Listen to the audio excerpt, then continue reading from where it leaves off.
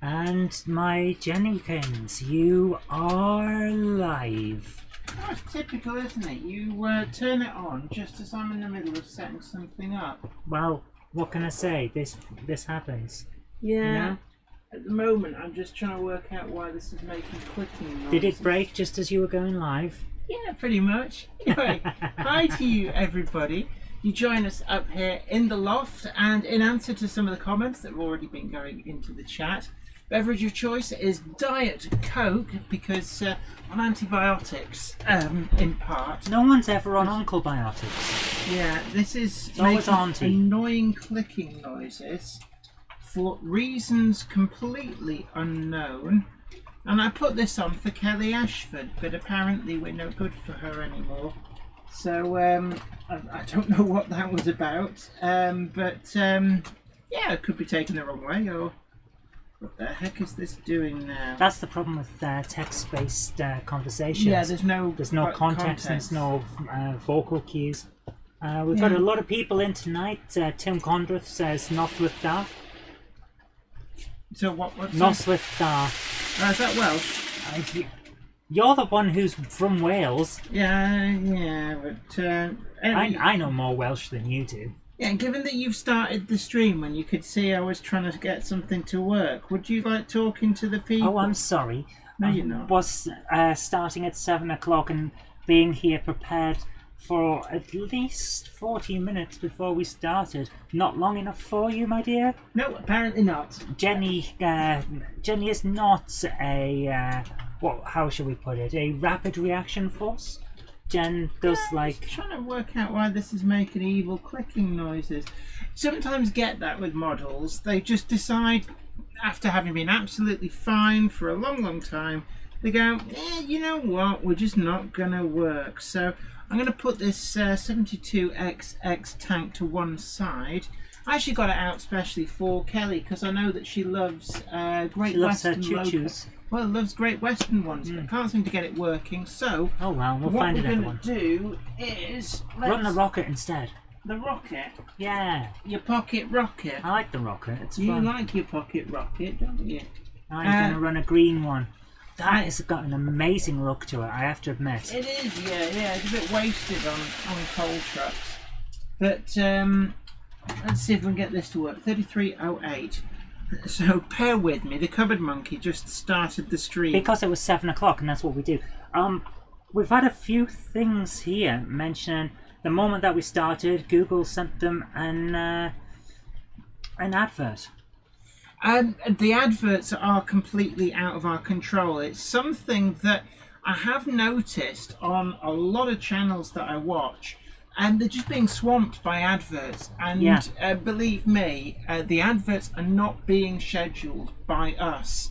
And it's the same with a lot of these other channels. In fact, I was watching this one particular channel. Why is there a locomotive missing? What happened? I don't know. Oh yeah, I stopped it. That was why.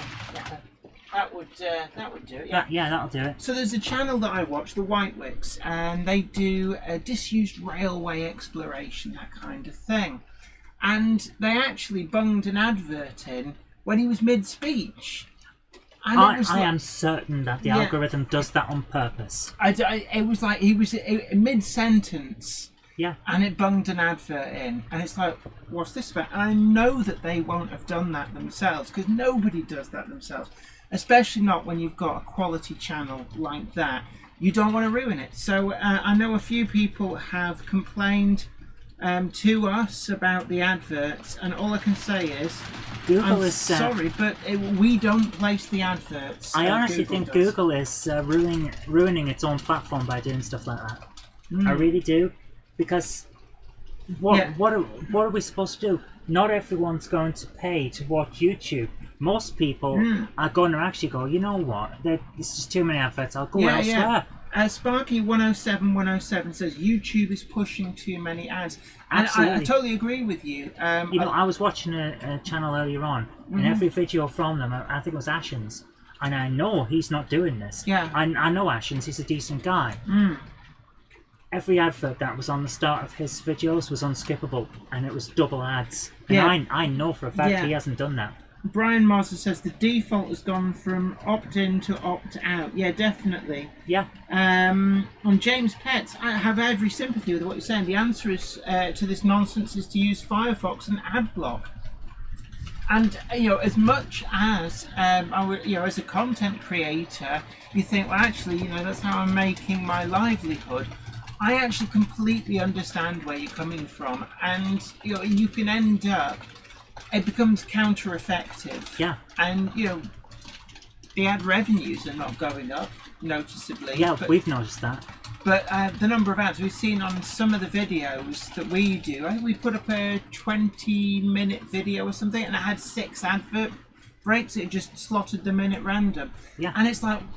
But we didn't tell it to do that. Yeah. I certainly wouldn't have put that many in on a 20-minute video. I'd have put one at the front, one at the back. Yeah. Anyway, I need to get them to hit right. Okay. Tardis more. YouTube changed its advert settings to include mid-roll adverts. It was communicated over a month ago. You now have to opt out of mid-roll adverts. Yeah, I mean, the reason we didn't opt out is very simple. I wanted to see just what they did, and what they did was mess it up. And to be honest, I think maybe we should opt out because I think we there's probably will. Many complaints. What I want is people to enjoy the videos. Very much. When I'm much. putting these together, I don't come in for it from let's put as many ads in as let's possible. move on. Okay. So who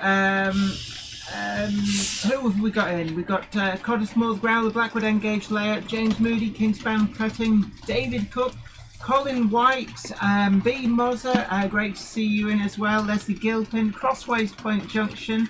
To all the Monday night clubbers, hope you're all staying safe. Very much. Actually, we're... Madame, would you care for a Thank you very much. We were hoping that things would slowly get back to normal, and actually they've gone a little bit the opposite way. What is that doing now? It goes, oh, I think I'll mess you about. Because... You said you were wasting it on those coal trucks. Well, it agrees and it doesn't want them. Yes. Oh, but my certainly. goodness. Right, today's topic, we're talking about, are there just too many new models getting released? And I think some people would say, well, no, because they haven't released what I want yet. I'm still waiting for a... Oh, for God's sake. Numbing thing. It's keeping you on your toes tonight, babe. That's the same coal train that was going around for the last 2 weeks without issue, so I really don't know what's going on there. Yeah, I just wanted to... But certainly, there's so many new models coming through. I know some people say, well, the FEL hasn't arrived yet, so what I want hasn't turned up. But it's absolutely the case that I think in part this is driven by it being the Hornby centenary year. But I was looking over a thread somewhere about the Hornby Terriers, and I think it's something like 11 or 12 different versions of the Hornby Terrier have turned up in, it must be about 18 months now. Now that's a lot of terriers. When you add into that the Rails of Sheffield Terriers, it almost feels like, there's this wealth of stuff all coming through at once. And to anybody who wants particular liveries, it does become very expensive over a short space of time. So, for example, if you wanted all of the improved engine green, it's actually ochre. Like the named ones like Leadenhall, Wadden, Box Hill, Stepney, Brighton, I'm trying to think of Sutton. Whitechapel. It's annoying me quite profusely there. So what I'm going to do, I'm going to insert. No, it's all right. Okay, well, while Jenny's on the ask cam, we'll talk about what we're going to talk about with the too many models. I think it depends on the point of view. A lot of people are waiting for a certain type of model, aren't they? They're waiting for the one that fits perfectly for them. So from their point of view, it's a lot of models and still nothing for them. Yeah, I think if you're very specialist in what you want, then it's in some ways it's great because you're more likely to get the model you want. But for people, like from my point of view, I found that I've spent a horrific amount of money this year, and a lot of that is if you go for the shiny or you like pretty models maybe, or you like things that just look nice to you, or you've got a much broader interest, it's actually become very expensive. And when you consider that, for example, I've got the Hornby Stevenson's Rocket. It's up here somewhere, back in the box, because it's an atrocious runner, but it does look pretty. It ran okay on that Super Secret project. It did, actually, and the Super Secret project, which the Cupboard Monkey has just reminded me, will break cover. Well, one of them will break cover on the Hornby YouTube channel tomorrow. I have shared a link to that in various places. Hornby have shared, let everybody know it's happening. But do look out for that. That's it was a great fun to do that. McBenman1 says hi from Norway. Hi McBenman, voten det. I'll be able to correct your pronunciation there. Well, yeah, I speak Norwegian, but I cannot pronounce it just like any other language because I can't actually hear what the pronunciation is to change how I speak. Yes, right. Oh, the camera is starting to work. I told you it was in the wrong angle. We'll leave it like that. What's wrong with that? You can see everything's wrong with that. But you can see all this properly now. Naive Gage says, I was told something in my Hamptons wish list came into stock today, but it was gone already when I clicked on it. Yeah, and this is sometimes the flip side of this. Yeah. Some of the stuff is proving that is getting to really annoy me now. Is there something on the track? No, it's every single. It's misbehaved, so I'm not interested in playing silly games. So. Oh, Jenny is not happy today. Is annoyed. Put a gronk on. Put a gronk on. Oh yeah, we did say we'd do gronk. Gronk it up. Gronk. Gronks. Let's have this gronk. Put that one on. That's a cool one. What? Yeah, do let me speak at times. Yeah. Go on then, it's only your show, why would you want Yeah, no, it's just I'm trying to speak and you go off on a tangent to do all your cupboard monkeying things. Monkeying around. Right. Okay. Cottesmore here says, well, with all these models coming out, you don't have to buy multiples. That's like, you do. I don't. You have met Jenny, haven't you? Unfortunately for me, I'm like one of those people who's like, oh, shiny, and I have very broad-ranging interests from pre-grouping right through to kind of the sectorization period. Right, let's see if we can get this to work. What number is it? 8528. So this is loco 8528. King Fox Junction asks you a good question here. Yeah. Do you ever fancy going N-gauge? No, my eyesight just wouldn't do it. I know that I like the idea of how much you'd be able to fit in a small space, but in all honesty, I have to say my eyesight is just not up to it. I'm struggling to see some of the detail in 00. So I think the problem would be if I went even smaller. I'm on a hide into nothing. I'm already thinking that O-gauge is brilliant because I can see all the detail.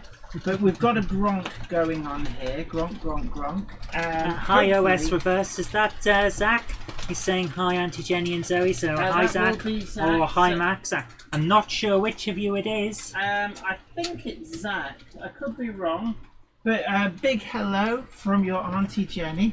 Right. Anyway, let's try and keep it on. So before the chat started, a few people were taking bets on how far behind you would be. 10 minutes. 10 minutes in, and how I'm thinking you're about 14 minutes behind now because you haven't addressed a single thing that's been said. Ben Tullett says, "Smash the like button, everyone." That's a really up-to-date comment because my thing's just scrolling and scrolling. So if I've missed out any questions or comments, I'm not doing it deliberately. It's just there's so many, as you see, there's so many come in.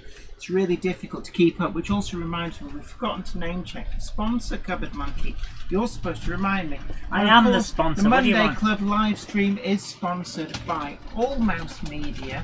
So don't forget that you can check them out on the links. They're in the description box. And we've still got that deal going as well with the books.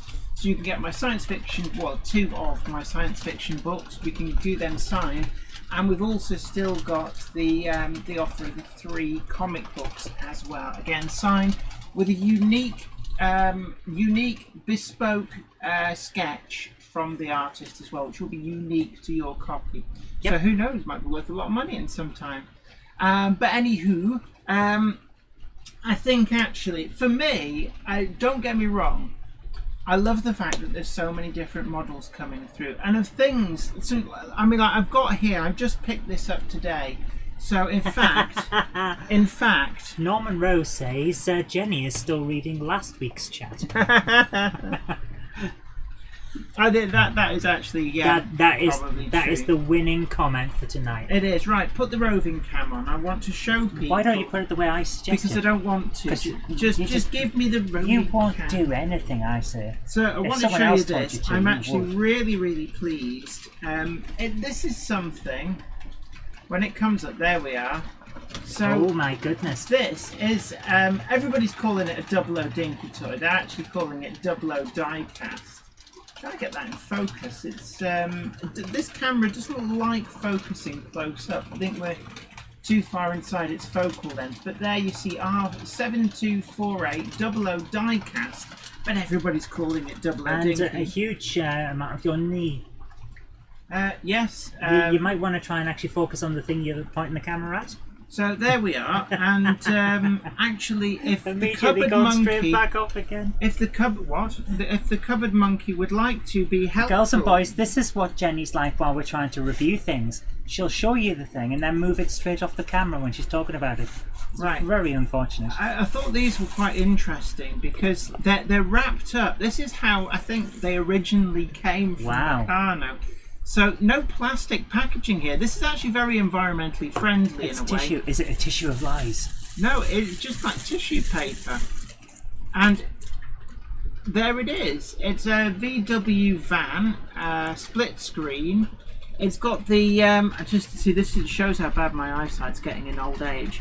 It's got the number plate XKK293A. So that does fairly and squarely put it in the 1960s, but with Hornby 00 on the side.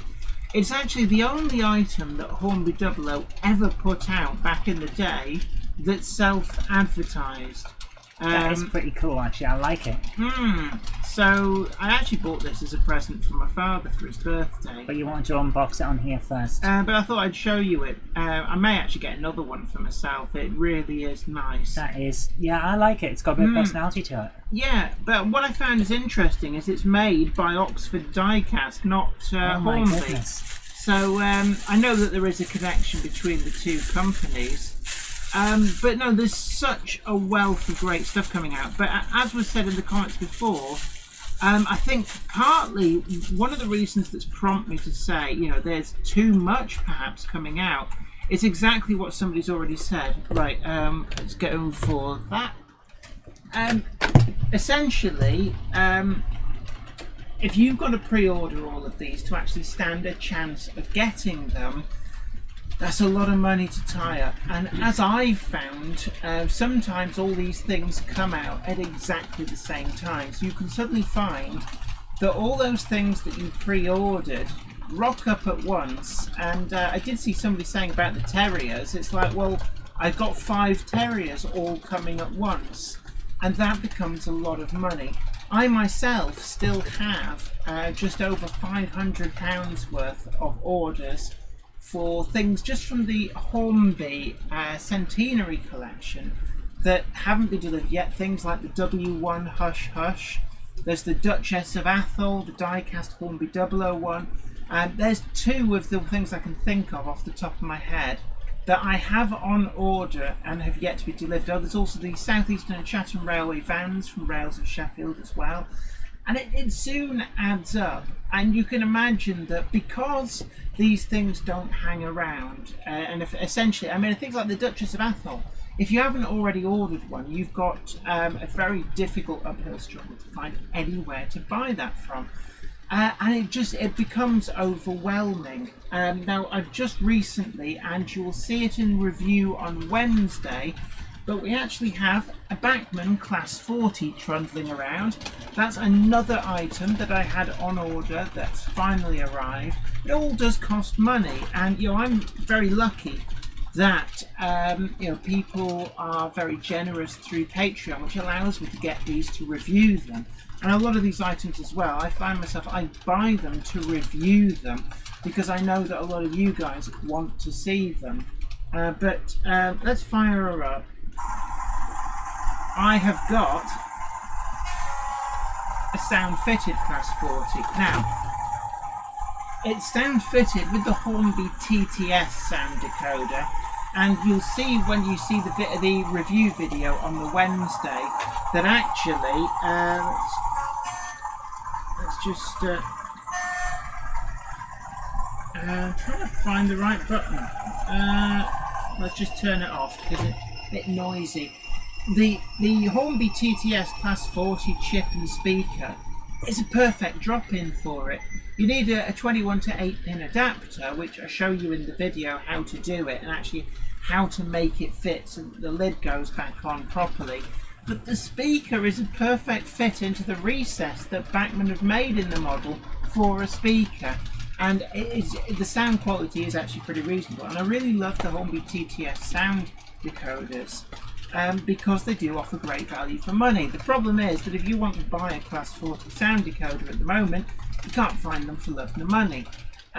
So with that, I knew I wanted a Class 40 from Bachmann, so I bought one of the last Class 40 TTS sound chips that I saw in, it was actually in Arcadia Models in Shaw, and I bought it, ready converted it, and I've been storing it in a Class 25 for quite some time, which is why you may have sometimes heard a Class 25 that sounded suspiciously more powerful than it was entitled to. Well, that's where the sound chip's been lurking. Cottersmore here says that TTS speakers are chronically poor and the quality is so bad. Would you agree with that? I would totally agree with that, actually, with some provisos. The oblong-shaped speaker that comes with the chip for the Class 20 is the one that I've seen it with. That actually sounds quite good in my opinion. But yes, the circular speakers are really cheap and cheerful. They feel like they're one stage up from those speakers that are inside those greeting cards, the novelty ones that you open and they sort of play happy birthday to you and all this kind of stuff. So yeah, I totally agree with you. I also use iPhone speakers, and actually you can get the best out of a TTS sound chip by replacing the speaker. But what I've actually found with that Class 40 is the sound that's coming out, the design of the model from Bachmann does seem to get the best out of the cheap speaker that comes with the TTS chip. So would you recommend people replace the majority of their TTS speakers with cheaper iPhone style speakers, or is there a better way to do it? That's what I've done. With some, not all. It's really a case of, I think it's twofold. Are you desperately unhappy with the way it sounds at the moment? Because the actual sound file on the chip is generally pretty good for all of them. So if you're unhappy with the sound reproduction, I would suggest the first port of call will pretty much always be replace that speaker, but it's whether you're comfortable with snipping off the speaker and soldering in a new one. I know some people get a little bit hairy around doing stuff like that, and soldering can be a bit of an art form. You've also got to make sure you insulate the wires and all sorts. So it's a big job, and no, it's not the biggest of jobs. No, I didn't say it was the biggest job, but it sounds like a very big job. I probably wouldn't be comfortable doing it without a bit of practice. No, because you get me to solder up your retro computers when I'm fixing dry joints and stuff. Yes, but you've met me. I tend to use plastic cups because I just drop things. The last thing I need is to drop a soldering iron into a 30-year-old computer. My goodness. Thank you so much. Thank you to Alistair McCallum. Hi Jenny, I was at a great new Wee Heritage Railway yesterday. The Invergary and Fort Augustus Railway. I wonder if you could give them a mention. Absolutely. Yes, and actually, I have been there because that is on the route that we laid the biggest little railway on.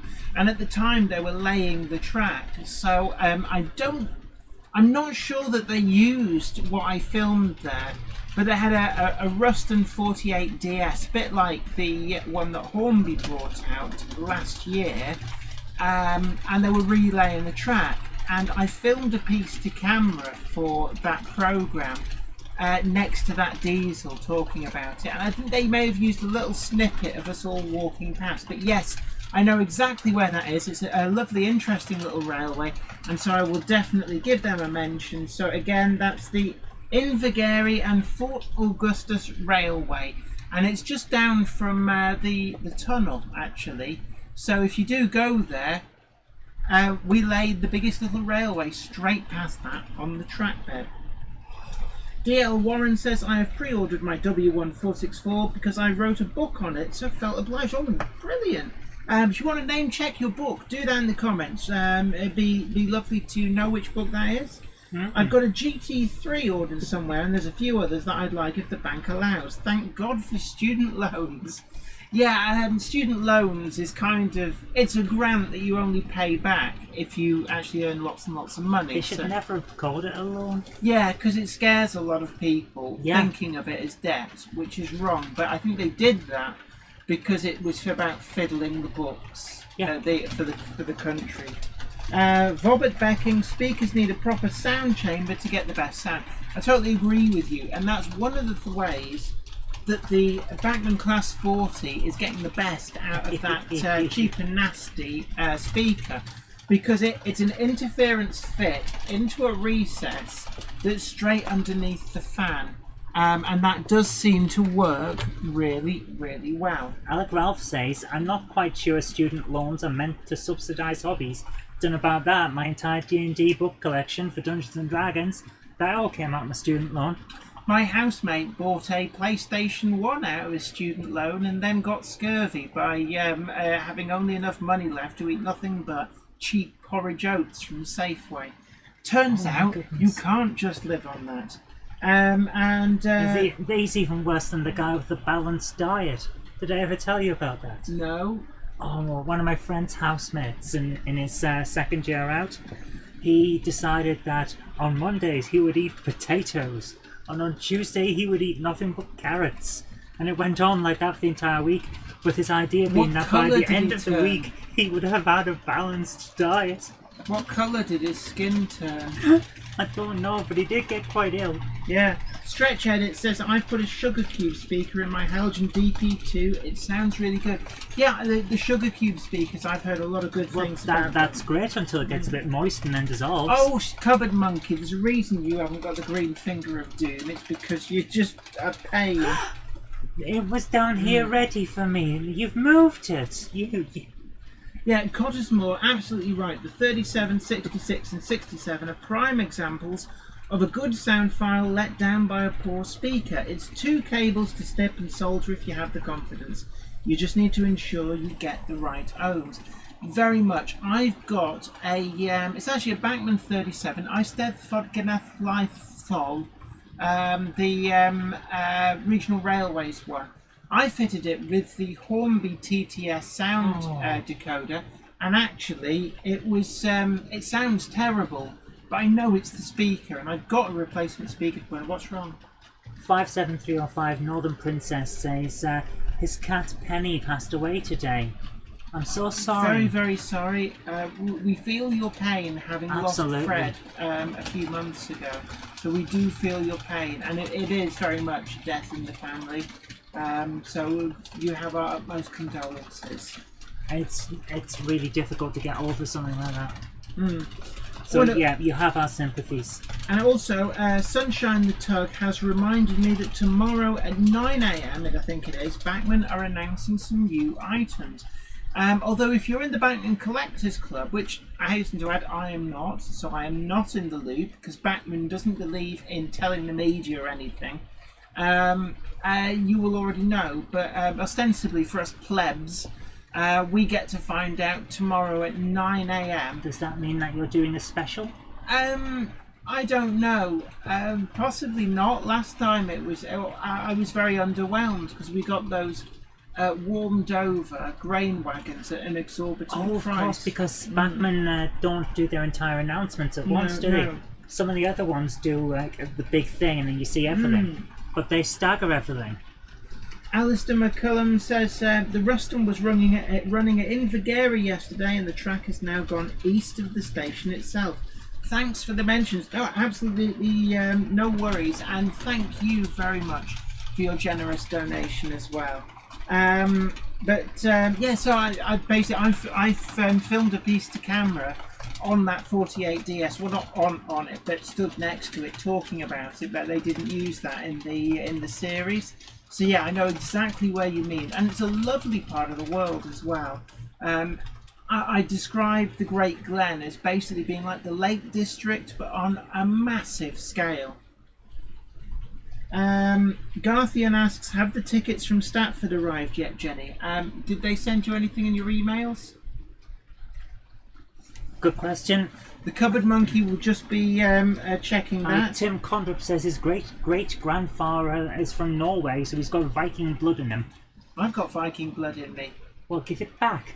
I will do. There are some Vikings that need that. Yeah. That's why they kept invading. They were trying to get their blood back off you. Yeah, DSG Boy 64. What is the best material to make a hill out of? Soil. Cupboard Monkey, stop it. Otherwise, I do have some gaffer tape, and your mouth will be gaffer taped up. Personally, I find the Celotex type foam or the Jablite type foam is a brilliant material, and then go over it either with the Alan Reynolds PVA J-cloth method, or with something like plaster bandage. I've tried other methods, but for me that tends to work the best. Big hello to Wardle Road, Anfield Road Layout in the Loft, Southern Train Girl, hi to you, Josh's Train Room, Norman Road, Dave Smith, Bang, Got You Junction, Carl Braund, Jamie Game 01, Jamie Lee, hi to you, Paul Higgins, brilliant chat, thanks everyone, makes my Monday night, thank you very much. We've got the tickets. We have, that's right, so Garthian, the tickets have come through, and thank you very much for that. So that'll be at the Stratford Barn Railway on, is it the 13th? 13th of September. And that's a Sunday, isn't it? Yes.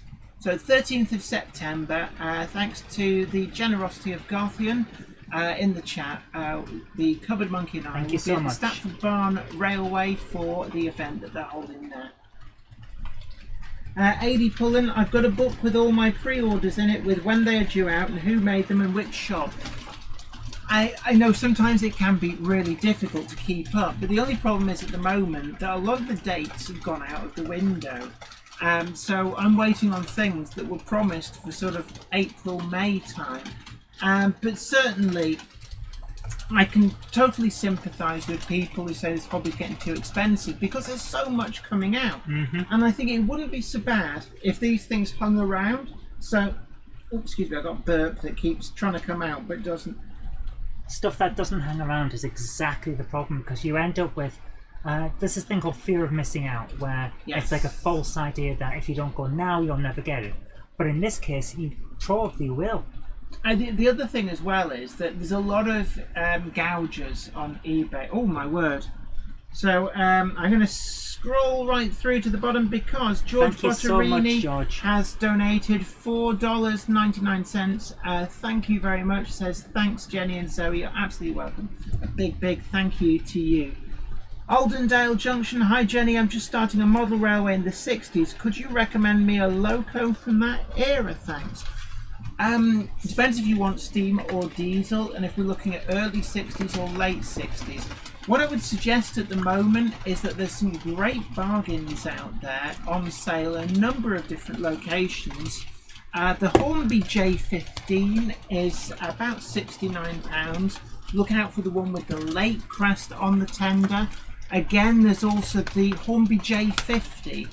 There is a lake crest version as departmental number 14. They are great models. If you want to go diesels, second-hand market has a lot of the Bachmann Class 25s in two-tone green. They are actually pretty reasonable models. You can also get Class 40s, Class 37s in rail green would be okay for that period. In terms of other steam locomotives, you could do no worse than look out for an A4. There's a lot of the Hornby Super Detail A4s. You want the ones that are at least billed as being DCC ready, because that will future-proof them. And of course the venerable Gronk, the Class 8 shunter as well. They go right back to the 1950s, so if you get yourself one of those in BR green with wasp stripes, should be good for that era. Get it, baby. But certainly at the moment there's some great deals on for, from the top of my head, Hornby J50, Hornby what's it, J15 as well. Both of those are great models. S. Muxie has just donated €5.49. Thank you very much. Thank you so much. That is incredibly, incredibly generous. So thank you very, very much. Ham Shackleton, although it is nothing at all to do with model railways, does anyone know how I can get rid of Microsoft Edge from Windows 10 so I can use a decent browser like Firefox? It keeps overriding. It doesn't override on this. Which version of Windows is on this? 7. Ah, sorry, we've got Windows 7. I thought Microsoft got slapped down for forcing... Actually, no, that is Windows 10. It never overrides, does it? No. There's something in your settings that must be causing that, because we've got a computer here, the one that runs the live stream. Oh, wow. Crossways Point Junction, #1 fan. Oh, thank you very much. You are. Thank you so much, £9.99. That is incredibly generous of you. So, this is. I'm very much blown away here. You're gonna make a cry in a minute, guys. Oh, stop it. You don't have to donate, but thank you very, very much. And I know that all the generous people who donated over the last few weeks, that money went into the Class 40 that's going around. I know a lot of people said, you need a Class 40. I totally agreed with you. So when it came out, I had it on pre-order. And so it is going round. So you'll see it. Let's change the angle. I think we'll just catch it. We're going to catch it. Oh, just catching it there. Let's try. You'll see it coming in a moment on this. But thank you very much for that. So we have to decide what will be the next locomotive. Gronk. Gronk. I've got 13 Gronks. You need a 14th. A 14th Gronk. Yeah.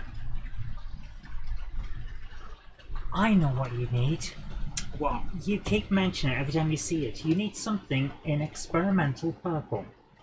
There's only one locomotive I know. It's the Wigham, something K Wigham, A4 Pacific. And I already have 400 of them? Six A4. See what I mean there? Cottersmore earlier on was saying you don't have to buy all the liveries. Simon Trains MRSs. Did you say an 8F? Yeah, actually the super detailed version of the 8F is one I really, really like. There is one issue. I really want to get one in the BR black livery, but at the moment the only ones available new is the LMS livery.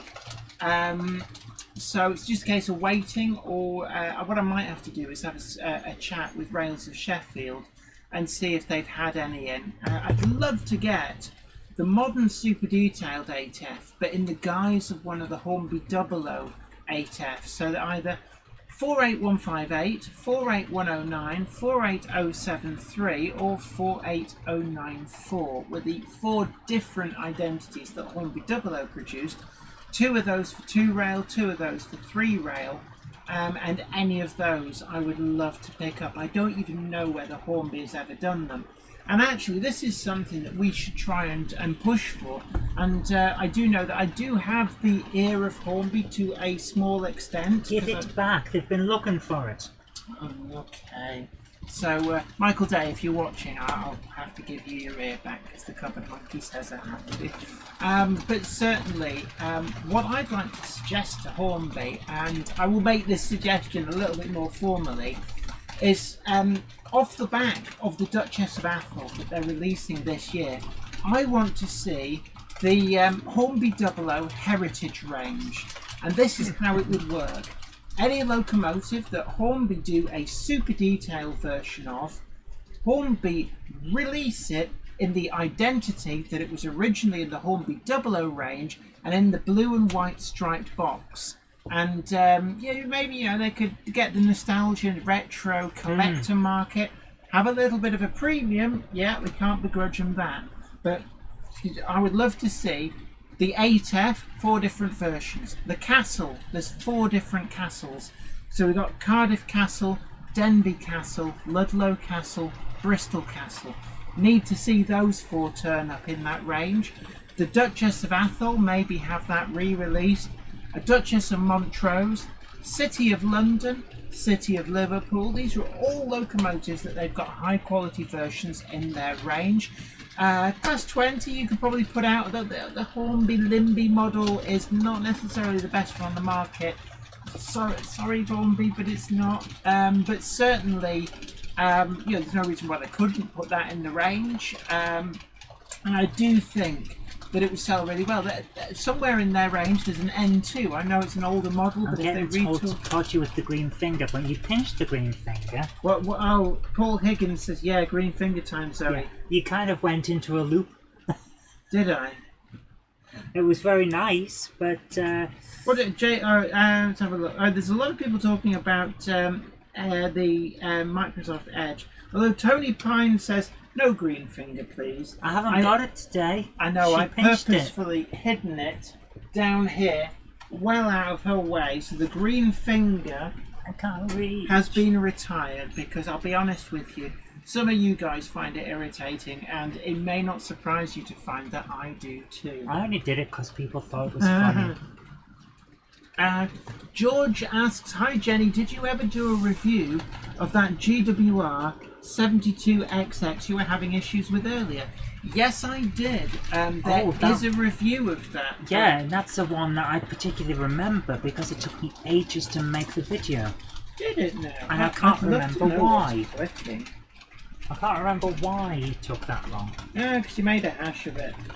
But I'm just looking here. I cannot see what is causing the clicking noise. So, let's have a look. 7233. Loco 7233 and...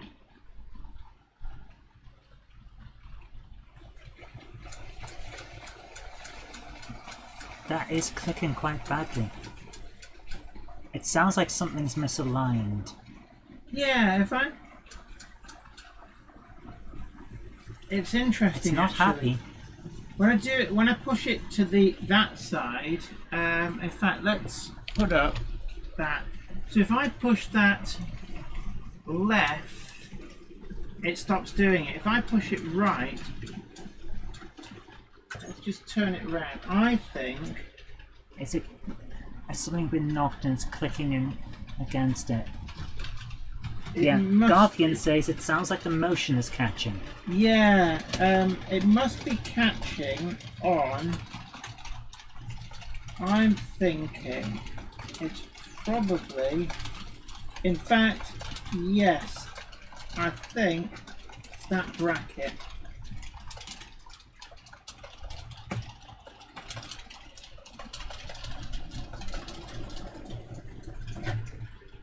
Tony Pine says it could be a worn con rod. It hasn't run that much, in all honesty with you. But yeah. Let's, rather than boring you guys by me messing about with that whilst people... Yeah, everyone else is saying check the motion because it can get bent up into the wheel spokes. Yeah, I think absolutely right. We will come back after the stream and have a look at that because I do really like that model. I don't think it's anything to do with the model itself, is it? Oh, it's nothing serious. I'll say that much. We've got 264 people in the chat at the moment, so don't forget to tickle that like button. Also share the stream and let other people know that everybody is welcome. We're very inclusive. We don't discriminate here, and we certainly don't do any trolling. So no. Everyone's welcome. We're all friends here. We are, and that's what I like about the community. Certainly during this lockdown, the community's really pulled together, and I think it's really great. But let's have a look. We've got a message here. Laurie Calver, the steampunk guy, has uploaded many of his railway themes dioramas to his YouTube channel, Calvert Film. I think we've covered that before, haven't we? Yes, in fact, we've interviewed Laurie on the channel, I think on the Monday Club before now. We got him on via Quite possibly, telephone. yeah. But yeah, definitely. The guy is a creative genius. And if you've seen his Thunderbirds themed model build, it really is great. I just love Laurie's imagination and how he can just turn seemingly ordinary objects into these great things out of science fiction, and it's brilliant. He was, of course, on Series 1 of Great Model Railway Challenge, built the steampunk layout and Team Steampunk, but certainly, is it Calvert Film? Yeah. I think Calvert Film is his YouTube channel, so do check him out after the stream. Tickle his like button and also subscribe as well. Yeah, he's a good egg. Tell him I sent you. But Flymo Chairman 1, absolutely right. Yeah, bash the like button, folks. John PW22 asks 72XX versus 42XX or 52XX. Which do you prefer? I actually prefer the Mikado tank, the 282 72XX. As in this down here, but that does remind me that at the moment both the 42XX and the 52XX, suitable for that 1960s era layout. Somebody was asking about rolling stock. I have also seen those on offer at the moment, so again there's another option there if you want a heavy freight locomotive, and I am actually tempted to pick up some of those as well. Tony Northeastern, hi to you. Sparky 107 says model railroad community has to be the best group on YouTube. Very much. The entire community has really rallied around each other through these difficult times, and unfortunately we're seeing potentially another spike. Where we are here, we're now subject to a local lockdown, but we're in the northern part of Greater Manchester, so things are rowing back a bit, and I think we're in this for the long haul, and it is quite scary at times. I'd like to think it's over by Christmas, but you never know. Which it's not that far away now. No, you're absolutely right. Jackie LFC Gerard says hi to Jen and Zoe and everyone else. I hope you're all keeping well. Thank you very much. And Tim Condrup says Thunderbirds are go. Very much. Actually, I always liked watching Thunderbirds as a kid. What time is it, Bones? It's 3 o'clock. Do you mean Brains? Bones is Star Trek. Yeah, that as well, gosh. Rule 1 model railways. Yeah, the steampunk range. In fact, yes. That was why we were actually interviewing him, because he is the designer behind the forthcoming Bassett Loke steampunk range. And I'm really looking forward to them. And that brings us neatly back to our topic. That is another complete range of items that is coming out this year. So really, again, I ask, are there too many models coming out? And I say this because I think it's spreading the money quite thinly. People only have so much money for their hobby. And unfortunately, people are having to economise. Now, you could argue that from a manufacturer's point of view, if these things are selling out, where's the problem? And I think certainly, the Terrier has been a real shot in the arm for Hornby. I think it's been such a successful locomotive. As I said at the beginning, 11, maybe even 12 different versions have come out from Hornby of the Terrier, and you have to say that quite a few of those have completely sold out. So I can think of the are you all right? Well, those Terriers are a little rough. Rough. But yeah, certainly I am looking up there. The South Eastern and Chatham Railway liveried one, I believe, is sold out pretty much everywhere. The Kent and East Sussex Railway blue one is all sold out. Then a lot of the earlier BR liveries have gone. One that I have seen on offer pretty much everywhere, and it does surprise me a little bit, is Leadenhall. And I'm going to actually have to try and find myself one of those, because I do quite like that livery, and I've seen it down to $69.99 from Model Railways Direct, although it's still pretty cheap everywhere else. Paul Higgins asks, do you think Daypole will release another 00 gauge 14XX locomotive? Hornby in the past aren't very good. Now, I've seen people ask about this. Now, DJ Models, now there's a name with a lot of baggage attached to it. In conjunction with Hattons, and it has to be said, Hattons do actually own the tooling they did what was supposed to be an all-new definitive 14XX. The problem was there's a lot of issues with the chassis of that locomotive, so it doesn't run particularly well.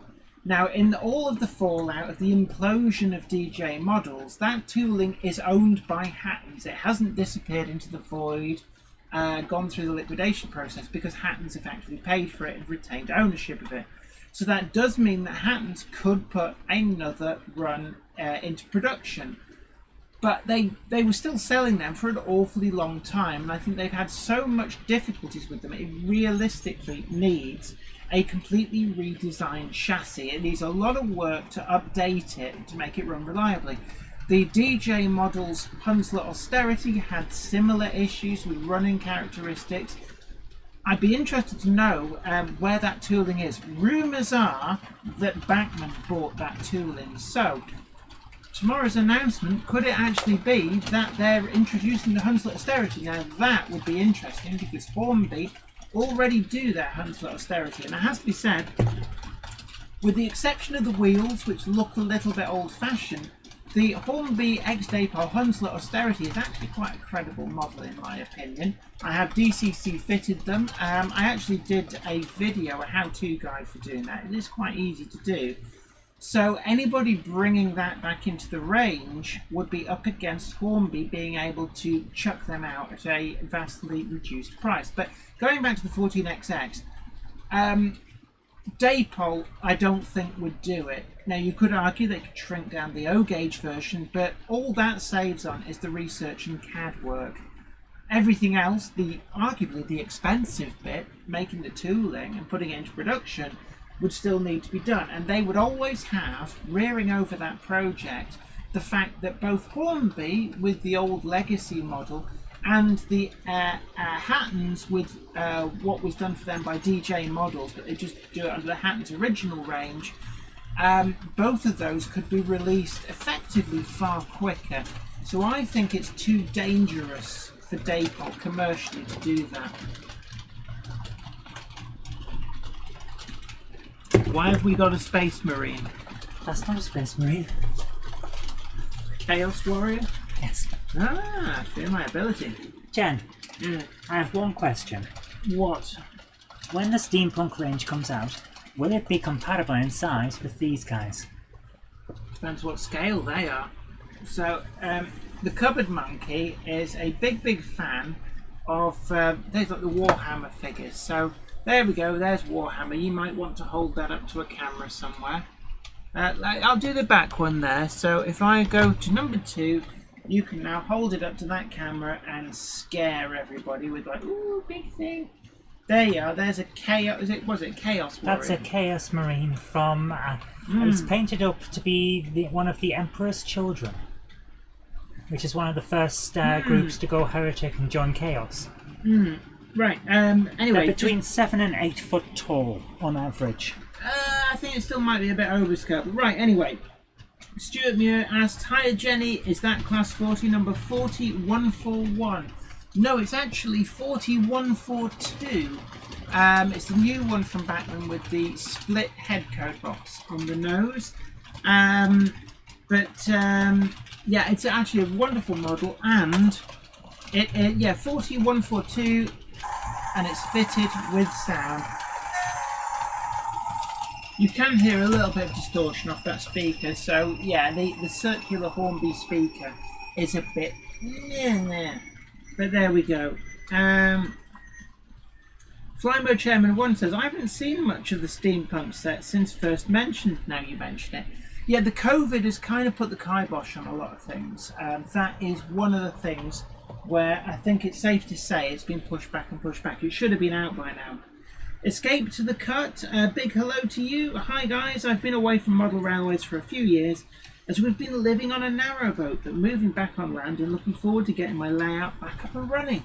Brilliant! And certainly, I know space to be very, very pushed in narrowboat. It is theoretically possible to build a layout small enough to operate in there, but I'm guessing that in terms of space, it's jockeying with space required for all sorts of other important things, like bunks and your galley and the heads as well.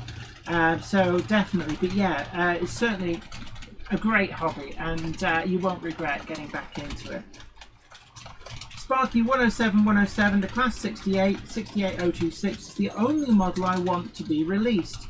My favourite from my visit to the UK. Now actually Dapol do the 68, and it is a really fine looking model. I think it's Cottesmore, Dave Jones from Cottesmore. I think if I remember correctly, you brought one round and we did run it around Weir Yard and kind of scared the punters by Weir Yard going all uber modern. But certainly, yeah, it is a very nice locomotive, so that is actually a pretty good choice. I don't think you're capable of going uber modern. I'm pretty sure you would just burn up if you touched a modern locomotive. Yeah, Matt Ovell says that I feel compelled to do the voice, but I shall stop myself. So, the 5, 4, 3, 2, 1 countdown of the Thunderbirds intro is the best ringtone ever. So I remember being at a distribution centre in Doncaster probably about 15 years ago, and the guy in front of me logging in, his phone started ringing, and it was just this klaxon went off, and this voice going, "Warning, warning, the wife is calling, warning." And he was like really embarrassed, bright red, and I just thought actually that was a great ringtone. You think that's bad? Before nerd culture became really strong, one of my friends, I think he writes for 2000 AD now, he's that kind of nerd, he went to university with a custom ringtone of the Imperial March on his old Nokia Brickfoot, and that's how far back it is. Oh, right. So it went off in a lecture and everyone just stared at him. Rule 1 Model Railway says there's no problem with all these releases as long as they can keep up releasing so often over the coming years. And you could argue that if they put out too many this year, the problem is that then you get this kind of desert in a couple of years' time where they've released all of the good identities, they flooded the market, and you end up with a lot of stuff on sale. And from the manufacturer's point of view, this is something that we are starting to see a little bit. So for example, J50s, 42XXs, 52XXs, J15s, all of these, the 1361, the 1366 as well from Helgen. In fact, I do need to tell you as well that these are currently the big promotion at Rails of Sheffield. We did do a review of the 1366 class. Got mine here, which is the pannier tank version, and the 1361 is the saddle tank version. They are currently on a super special offer at Rails of Sheffield, so I did get told about them, but I've already got one. So again, for those of you looking for the 1960s era locomotives, they're another good choice. But these locomotives are now on better than half price sale in a lot of instances. And you have to ask that surely at that price, what it actually says is that the market has become flooded. And speaking to Rails, because I did ask about when the next batch of the Rails Terriers is coming through, and apparently now we're looking at potentially the beginning of September, because they're being effectively personally checked by quality control, every single model, to make sure that everything is perfect. And it's interesting actually, even Rails said that the market is just awash with Terriers at the moment. It is, when you think that for so long, we occasionally got a Terrier one year, maybe one the next, and now all of a sudden, that's like 11, 12 from Hornby, plus we've had 4 from Rails, we've got another, I think it's 6 that are announced from Rails. It's just unreal the amount that are coming through. Another locomotive as well that's out there, flooded the market, is the Adams Radial, both from Oxford Rail and from Hornby as well. Jay says, yes, they would definitely be in sport for choice in 2020. It's hard to decide what to prioritise the most. Very much. Rule 1 Model Railways, if it's just a surge of releases now, then nothing. I'd be very disappointed. I think I'm going to have to really... Hyde Kent says, I paid £81 for my Leadenhall. they're out there at a really good price. I am actually really tempted, but I have just ordered Brighton Works from Hornby, which tells you that I will be reviewing, and actually this is something that I want to do. I was talking to the Cupboard Monkey earlier on today. I was thinking of actually joining all three of the Collectors Clubs, so the Hornby Collectors Club, the Banking Collectors Club, and the Daypole Collectors Club. They're the three that I know about, and then effectively review them. Do they offer value for money, etc., etc. Now, the first one I've joined is the Hornby Collectors Club, and for me, the killer app, as it were, was the Brighton Works Terrier, and I really, really wanted that. When it first came out with the previous version of the Terrier, the one that now sadly looks very toy-like by comparison, it was one that I missed out on, and I really regretted that. I don't regret it now, because now I know that actually I saved spending money on a lemon. But I've just ordered that through the Collectors Club, and that's one of the benefits of membership, is that you can get that at what's actually a very favourable price. As to what I will do with the free Locomotive, which is Holden Class 101, I don't know. Maybe, what do you want, Cupboard Monkey? I don't know what to do. I'd probably get given to my little nephew Henry. So Henry, if you're watching this, you might be getting yourself a Locomotive. Might. Yeah, it depends on how much I love it. Sparky 107 says, do you have some Class 68s to show off? I'm afraid I don't. A bit too modern for me. Although there's a bit of a dispute here on the best 68, because Mark Holt says the best 68 is 68031 Felix. Is that maybe Felix Stowe? Oh, Felix, yeah. Certainly it's what I was saying about the 8Fs as well. To the best of my knowledge, 48158, 48073, 48109, and 48092, or is it 94, have never come out.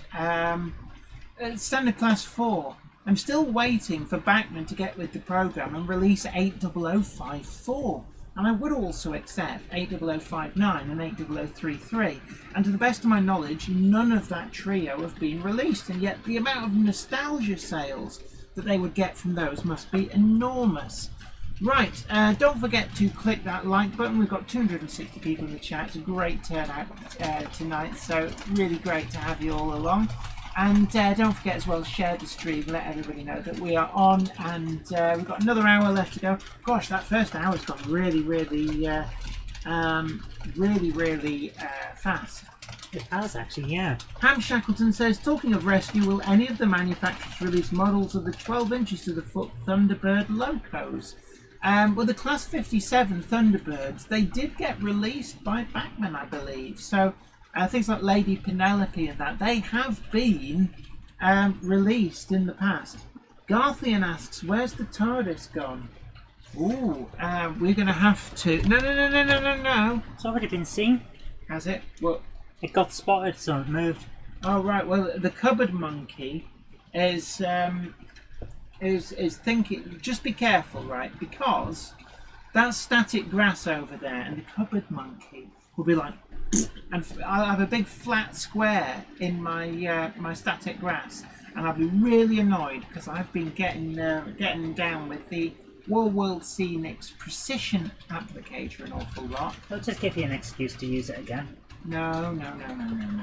So actually, just down here, that's Friday's video actually, progress on Weir Yard, including specifically a how-to user guide for using the Progress detailer from World Scenics. And actually, Cupboard Monkey, verdict, what does this look like to you? Does that look good? It does actually, very nice. Yeah, so that's Friday's video. Yeah, Flymo Chairman 1 says, yeah, renumbering a loco is a tricky business, getting the right font and such, very much. Oh yeah, Richard Swiderski said Tardis on the side. How far behind am I? Very. 1953. Yes, I'm in the 50s. We're just getting into rock and roll and teddy suits. Ham Shackleton, Tardis near the exploding water tank. It hasn't exploded yet. It does still work. The trick is to run it on about 2-3 volts.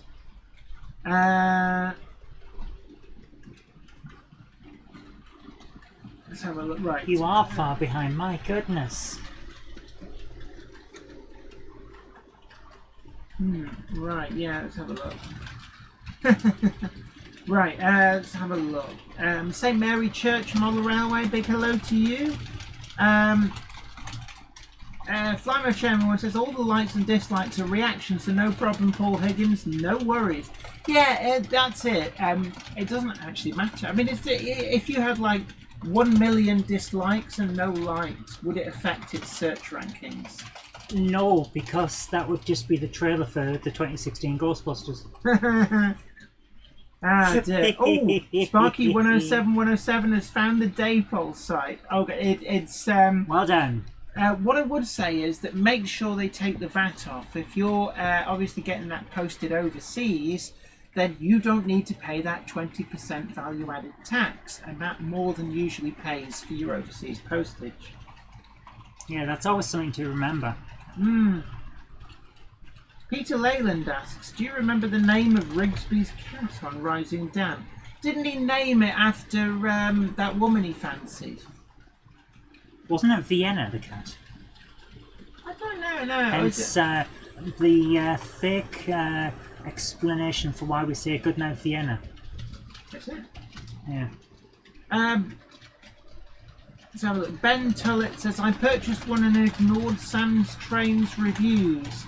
I've missed which locomotive we're talking about there. I suspect it's one of the ones, possibly the 1366. Yeah, he didn't really like I think he reviewed the 1361 class, which is ostensibly the same chassis underneath a saddle tank instead of a pannier tank.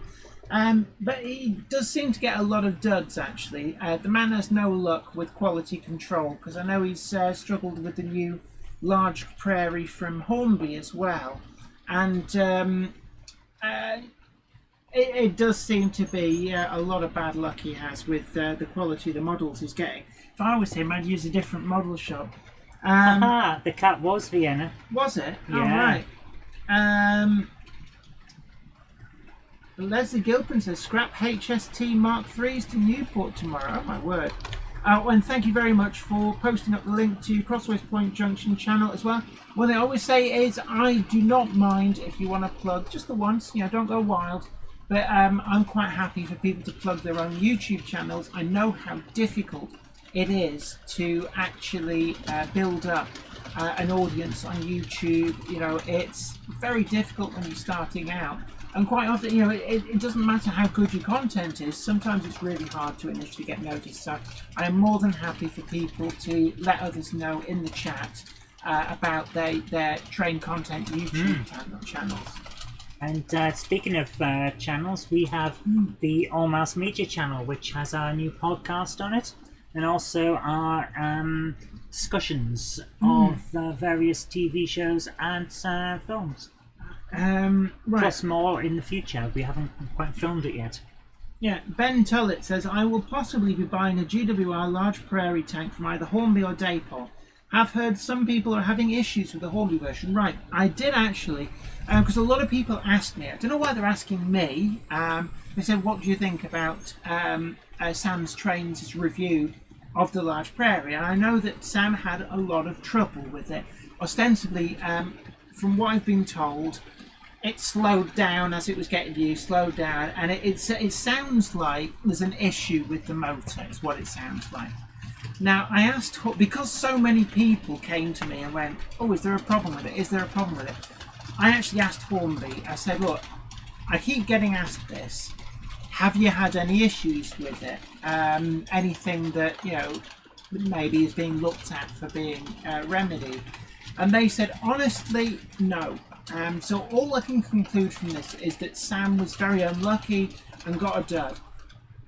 It's something that when you mass produce what are actually quite complex items, and there's a lot of hand assembly, you're always going to get a few that fall through the net and don't come up to standard.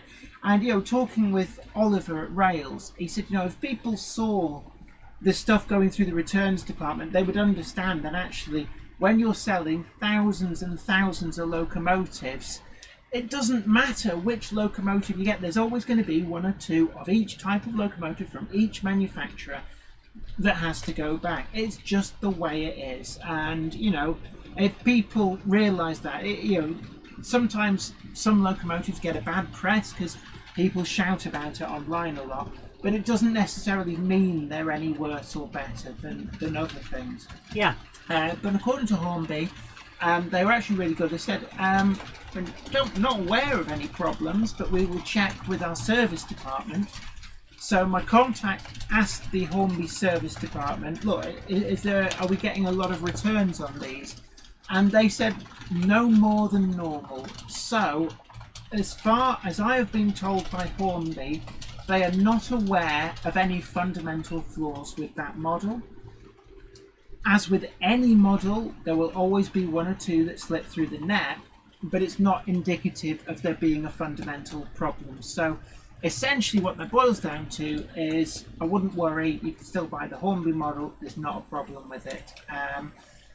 The Daypole model I'm also looking forward to, and I guess that being second to the market, it does mean that Daypole have to really pull something special out of the bag. And what they are doing with their specification, they've got the flickering firebox glow, which has pretty much become standard on their steam locomotives, but also the really easy to fit, I think it's the Next 18 pull out through the smoke box door PCB, that actually makes them one of the easiest locomotives to not just DCC fit, but DCC sound fit. So I'm really looking forward to that, and I'm hoping that maybe Daypole give me the opportunity to review one of those. What's wrong? You're looking like something's fallen out. Saying, what's that hiding in the bushes by the blue brake van?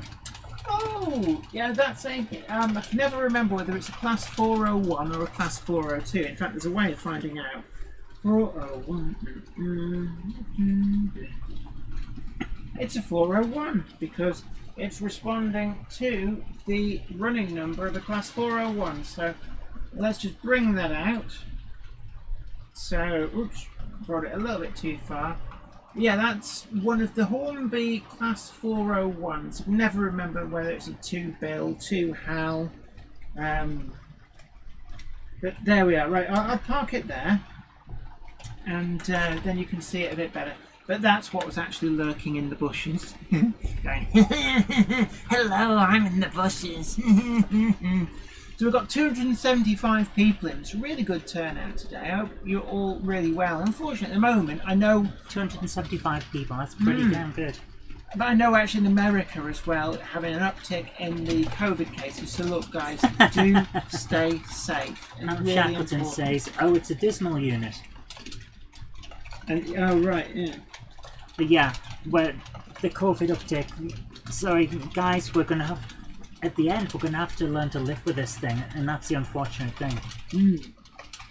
But let's talk about something more fun. How many gronks have you got again? Me, about 13, I think. Mark Holt, it's named after Felix, who was one of Huddersfield's station cats. She's a minor Facebook star. That's the Class 68. I just spotted your comment there, so that does clear it, because I thought it might have been, or is that just like, it cut you off or something and it meant to be Felix though. But yeah, Felix the cat. Where's the gronk with my name on it? Tim Condrup asks, where is Kelly Ashford today? Kelly said that she wouldn't be back. Apparently now that lockdown's over, she's off to the Llangollen Railway. And a very strange message. I really don't think it was meant to come across the way she said it. Which is why I'm not making a big deal of it. But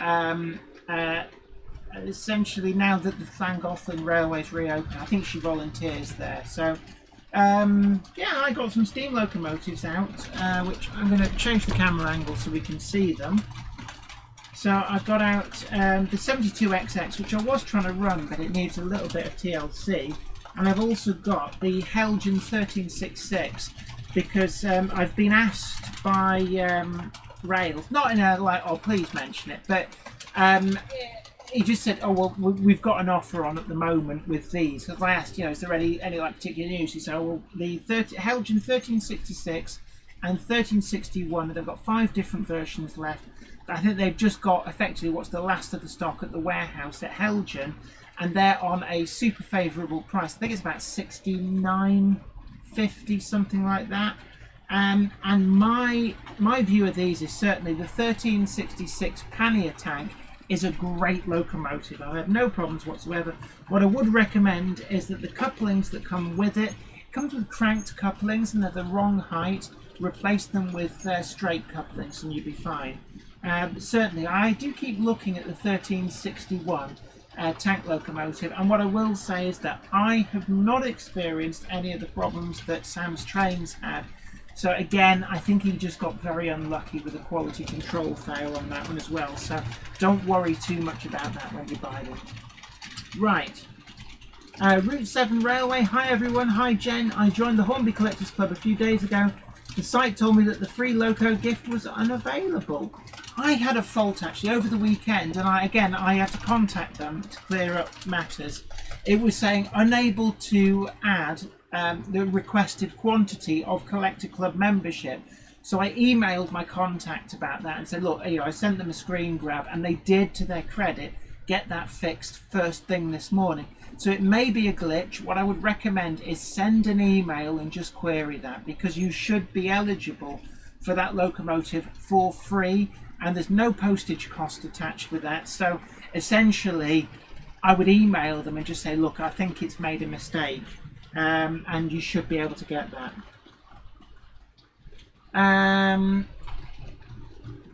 Wakefield Train Lad. Hi, I will answer your title question. You can never have too many models. Depends if they work.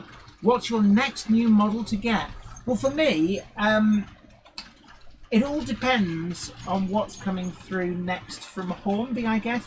I've just got the Bachmann Class 40, and I'm actually really happy with that model. Bit expensive, but then again, all new Bachmann is these days, but I think it's well worth it for the price. Review of that coming out on Wednesday. In terms of other locomotives on my hit list, what it boils down to is whether the Brighton Works Hornby Terrier comes through first. I have ordered that. Or is it going to be, I've got my eye on the, is it the K, I can never remember whether it's the K1 or the K3 that Hornby do. One of those I've got my eye on. Or it might be either a 42XX or a 52XX. I'm buying a lot of Hornby models at the moment, and it just goes to show how many great models that they're bringing out. But I also really fancy that Leadenhall Terrier locomotive. That has been tickling my Ooh Shiny button for a while, and it is available at a great price. You have an Ooh Shiny button? Yes, and it gets tickled an awful lot. Which, incidentally, don't forget to tickle the like button and also share the stream as well. And if you haven't already done so, do subscribe to the channel, ring that bell, and you'll be the first to know about new videos as and when they go up. And actually, I noticed the other day, we've got nearly 900 videos on this channel. We're one of the most prolific channels on YouTube in terms of content, because we have been going now for, I think it's about 12 years. It's ridiculous amount of time. Yeah. So there's plenty on there, and this week as well we've got a review video of the Bachmann Class 40, which includes a full DCC fitting guide, including I show you how to fit it with the Class 40 Hornby TTS sound chip. And actually it's one of the easiest drop-ins of a Hornby TTS chip into a Bachmann model that I've actually done, so I'm quite pleased with that. So you didn't need a hammer and glue this week? No, the hammer didn't get a workout.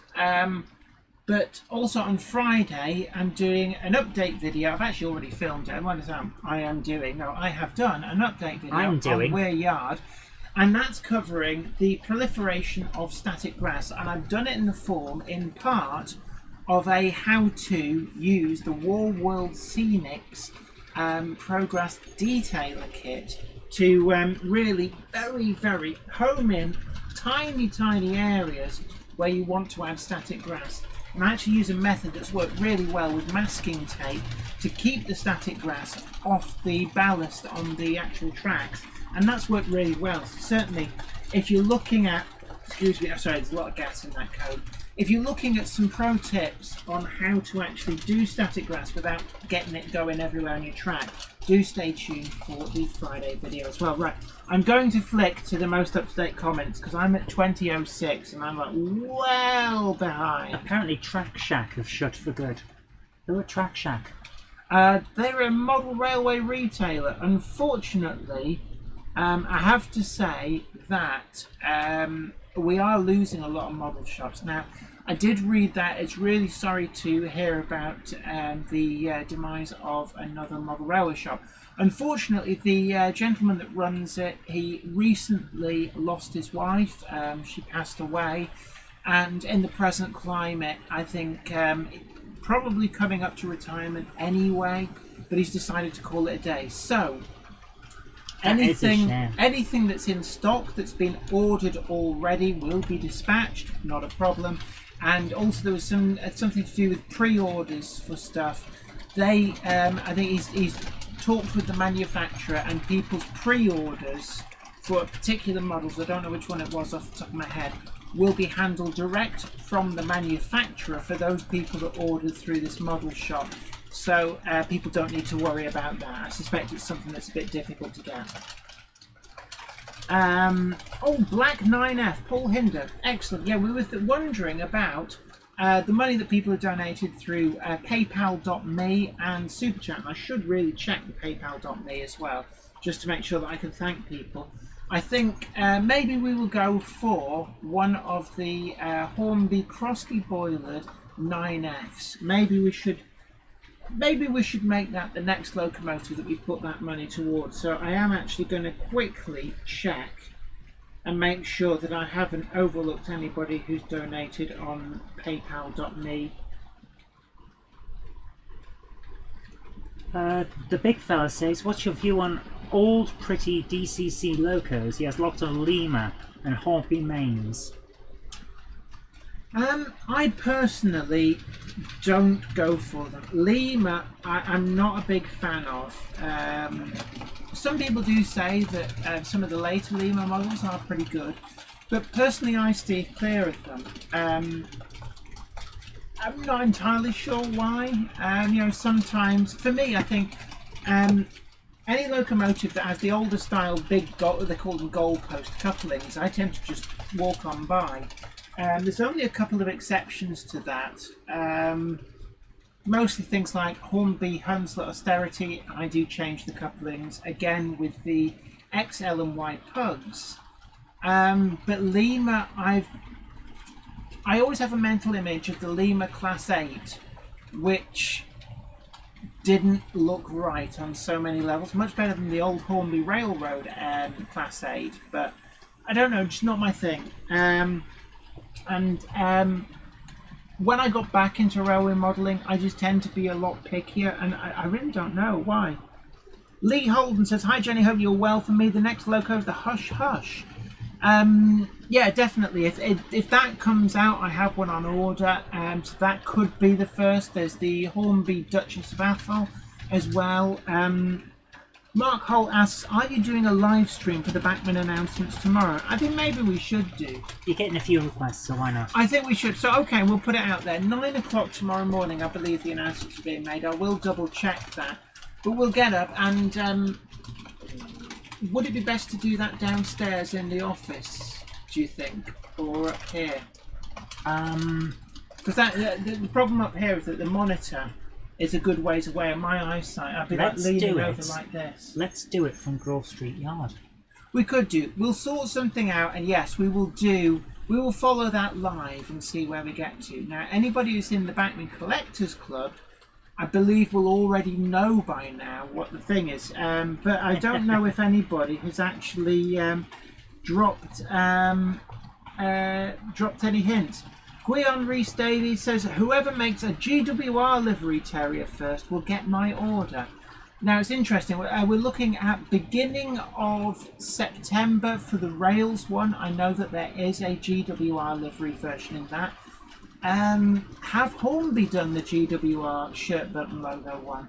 I'm not sure. There's actually Western Cleveland and Portishead Railway Terrier also announced from Rails. It wouldn't surprise me if Hornby bring out both of those. What interests me, though, and maybe Gleon, you could answer my wonderings on this. 2 terriers were bought by the Western Cleveland and Portishead Railway, and then passed to GWR ownership, and then one of them made it into BR ownership. But did it receive a BR number? And if so, did its BR number follow on with the other terriers on the southern region? Because I can't find any information. As far as I'm aware, the second terrier on that the Great Western lasted till 1952, 1953, which does mean that logically it should have been allocated a number. One of them was scrapped in 1948, so wouldn't have been, because that's right at the point of nationalisation. But I would love to know, did it get a BR number? And if so, what was it? Mike and Sue Putnam Junction says, on the camera now of the 2 tracks that go under the bridge, do you happen to remember what radius you used on the right hand side one, please? I actually, all the track up here is Pico Flexi track, so I couldn't tell you what radius it is. It's just simply bent to fit. They're not steep. The only tight radius is the innermost track, which is a single track all the way around, and there are bits of that go down to first radius. I know that because it's the only bits of set track on the entire layout. I did that because it was so tight. I figured it was the best way to make sure I didn't get any kinks in that. But everywhere else, you'd probably be looking at radius 3, radius 4, maybe even higher. Okay, we've got a question here. Where's it gone? Paul Hint says, how's Zoe getting on with her underground line? To be honest with you, we haven't even started. Not at all. It's been one of those situations. So when I announced that I wanted to do it, and I still do want to do it, I think it would be an excellent project. There was a plan that we had for a series of mini builds. And they were going to make a series. No, you were doing it. The Christmas build was one. That small layout was the other. Yeah, we did 2, and then it kind of fizzled out because of the COVID.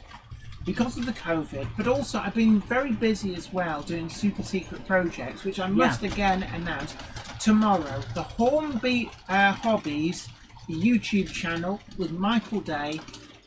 They're putting out a video which I filmed for them. I did a complete build of a layout.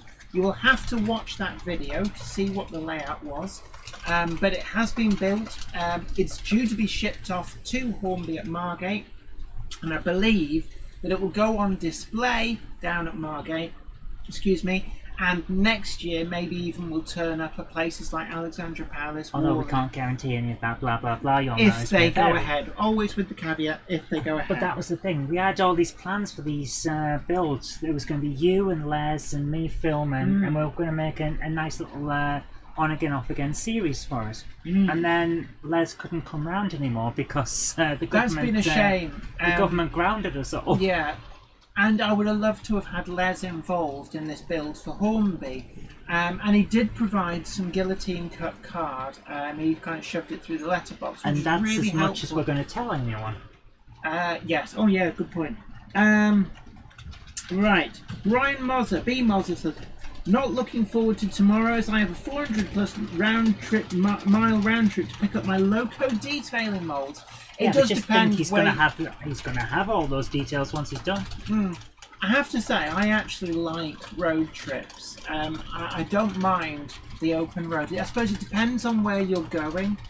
So essentially, if you're going right into central London, then it's not really great at all. Anywhere with heavy traffic is a bit of a bind. But I suppose it does depend on where you're going. But right. We're being asked here. Tim Condrup says, "What is your favourite Doctor?" His is the 4th Doctor, and his favourite line is, "Would you like a jelly baby?" You see, I'm torn between Sylvester McCoy and Patrick Troughton. So that's the 2nd Doctor and the 7th Doctor. For me, it's a difficult one because I've seen all the episodes and also read a lot of the books. For me, it's either the 7th Doctor, the book version of the 8th Doctor, or the 11th Doctor. Right, anyway, just to keep it back on track, Richard Swiderski said, DCC'd my rocket this week, 6-pin Hornby runs great. One thing I would warn you is that the 6-pin Hornby decoder does tend to run a little warm, so do be careful about that. I've used the W2P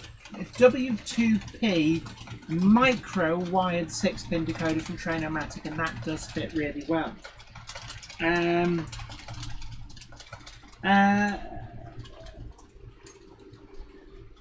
Let's have a look. Apparently Garfield has met Sylvester McCoy and Colin Baker a few times. Excellent, well done. I'd love to meet them, I think it'd be nice. The what, sorry? Who, what? You've got a signed photo from Sylvester McCoy. Yeah, my sister works in television. She's now like a big name producer, director, but back in the day, we're talking like 10, 11 years ago, one of the things that she actually worked on was the DVD extras on the Doctor Who DVDs when they were releasing stuff. So I can't remember which Sylvester McCoy storyline it is, but my sister filmed the interview with Sylvester McCoy. And I don't know, it might be something like, is it Battlefield or something like that? But my sister actually filmed it, and the claim to fame was because she was then going straight from that interview to our wedding. She got a signed autographed photograph from him made out to me as a gift.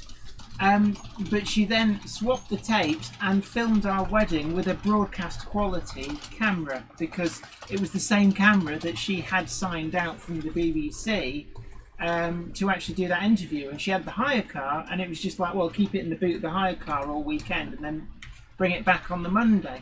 But she filmed our wedding on a blank tape. It's a good thing she didn't tape all for the thing. Yeah, I did say link that. The little bit of the vlog that has the wedding video in it? You can put a link, yeah, don't ask me, just post it. St Mary Church Model Railway, hi Jenny, any chance of a shout out please? All the best, Stuart. So Stuart, big shout out to you and all the folks at St Mary Church Model Railway. Hello Rachel Houston, good evening, keep calm, make stuff. Paul Hinder, yeah, you're absolutely right Paul, nothing really wrong with Lima, it's just I just stay clear of them, and I'm not really quite sure why.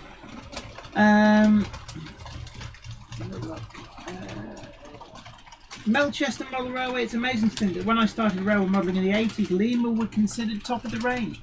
And actually, somebody did say that an awful lot of the Hornby Railroad range, like the Class 20, is the Lima model. I think they've retooled the 60, I think. Certainly their 66 is an updated version of the Lima one as well, I think. B Modder says, on the road, so we'll miss the Backman info. Mark Holt says, do it from the garden. All depends on the weather and the signal, amongst other things. The Garden Railway, I need to get it running, actually, really must do. Stretch Edits is replying to something that's talking about people saying new junctions and doing a lot of videos, pointing out that he now works for Hornby magazine, so maybe can't produce his own content anymore. Or maybe it's just that he doesn't have time. He doesn't have time. I do talk to Richard at New Junction an awful lot. In fact, we've become... I tell a lie. I met him once at Worley. But we've kind of become best buds on Facebook Messenger. We do chat a lot, and I share a lot of stuff with him. I've written articles, done some videos for him as well, for the Hornby magazine. But that is his full-time job now. And I think that also restricts some of the videos he can put out, because now that he officially works for Hornby magazine, it makes it a little bit more difficult, I guess, for him to do certain review videos. It would look like bias even when it's not. Potential. Well, yeah, I think it just made things like that. But ostensibly, he's doing all of the Hornby magazine video content, which is a big job. We know it's video content. It's a big job. Yeah, like I mentioned last week, the hours that go into the things. RMRG Runcorn would love a shout out. Nudge, nudge. Who? Sorry. RMRG Runcorn. RMRG Runcorn, big shout out to you. Thank you for watching the Monday Club. It is great to have you along. Of course, everybody and anybody is welcome. We are a broad church here, and no discrimination. Everybody play nice in the chat, of course. And it's just great to have all you guys on board. I just love the fact that you've chosen to hang out on your Monday evenings with me, and I do find that quite humbling, because it's like there's so many other things you could have done, and you what? I just tried to change the camera angle by pressing the control keys on the laptop rather than the desktop. Silly Billy. We've got multiple computers up here to moderate. Important here. Garthian says, the Bachman releases go live for club members at 9:30 a.m. tomorrow, and for all others at noon. Right, that is a very good point. So the that live would explain stream... some of the issues we've had in the past, where we couldn't get any information. Exactly, yes, that is a good point. So, unless I actually sneakily join the Bachman's Collectors Club tonight and then get access to wherever the announcement is, which I am thinking of doing a comparison of what you get and is it value for money between the different collectors clubs. I've already joined the Hornby one. That just seems a little bit insincere to do that just to get the scoop. And in some respects, it would then also be naughty to then tell everybody who isn't a club member before noon. Yeah. So actually, I'm not going to do that, because that would be a really a Sweaty Betty thing to do. Right. B. Mozza says to you, Zoe, 40k. What's that? Is that reference to the figure? Oh, they were asking what the figure was. I put it behind the Tardis to see if anyone would notice, and they did. Leslie Gilpin. Right. This is my question on the Terrier. If it was GWR, it wouldn't be renumbered for BR. Wasn't it 1, 2, or 3? I think it was actually 4 and 6. I could be wrong, but I don't know, because it was a Terrier. I don't know whether BR would have lumped it together with all the other ones, which it did for the ones it inherited from the Kent and East Sussex Railway, the ones it inherited from the Southern Railway. What are we looking at? I am filming. I was just thinking, that's weird. Well, we're bringing the vlogs back today, aren't we, Jen? So I just thought I'd just do a little bit. Hello there. She's ignoring me now. Yeah. Paul Higgins says, Terriers don't like all point work, though. It's interesting, actually. I have to say, the Rails Terrier that I've got one Rails Terrier, which is in the BR Lake Crest Black. I did buy that partially so I could compare it with the Hornby one, but also, it did look a lovely model, and I stand by that. I think that there is room in the market for both the Terriers. We've been through this discussion before. I'm more than pleased with it, and I actually find that the Rails Terrier was a more reliable runner out of the box. That said, the Hornby Terriers, once I did a little bit of bending the pickups to always contact the wheels, it improved its running dramatically. I've not really had any problems with either Terrier through any of the point work up here. But saying that the point work up here isn't necessarily a huge challenge on Locomotives, deliberately so. Right, B. Mozza says GWR Loco kept their number in BR. So they would have remained number 4 and number 6 theoretically. Interesting. Logan Clary says nearly my entire collection is Lima, and I'm also a big Chunky fan and have bought a pack of Nem Chunkies for my Helgen 128 so they can work together. Alright, fair enough. Cottesmore says, after seeing your layout, most will be above R4. On the R4 on the top level, I've used set track curves in my loft planning. It's out tomorrow. Now wrong with set track. I totally agree with you. Set track can be really good. When I did Great Model Railway Challenge, we used set track because we thought we're not messing about here. And it's very easy to lay very neat track work that way. But up here, everything's bespoke.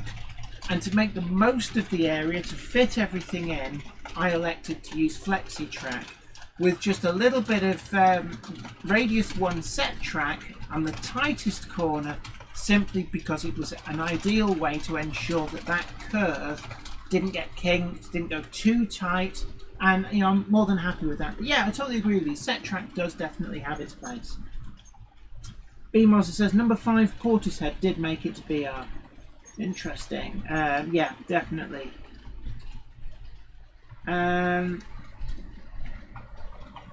Simon's Trains MRS says Model Rail Scotland 2021 is cancelled. That may be down to the venue. I know that Worley is having some difficulty because the NEC is currently still being used as a Nightingale hospital, and they may remain into next year as Nightingale hospitals. And what you've got to remember is that a lot of the model rail clubs, you can't just book it overnight. You have to plan months in advance, which means you have to take the decision months in advance and stand by that decision. Otherwise, you could stand to lose a lot of money, which obviously the clubs can't afford to do. But it is interesting.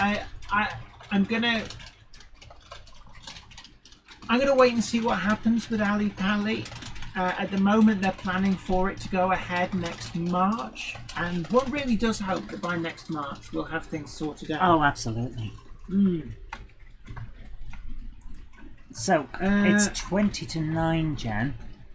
Right. It's time that we brought up some virtual model railway. Yeah, if you want to get them queued, I will go through the comment.